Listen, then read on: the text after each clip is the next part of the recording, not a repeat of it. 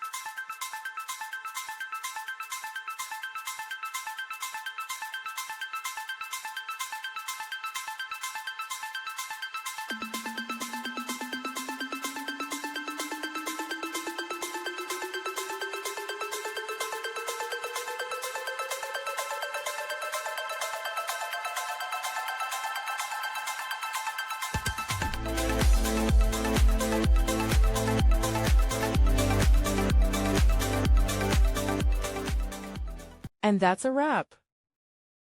I hope you found the answer you were looking for. If you did, take a second to hit that subscribe button. It really helps out. And let me know in the comments which solution worked best for you. See you next time in the debug zone.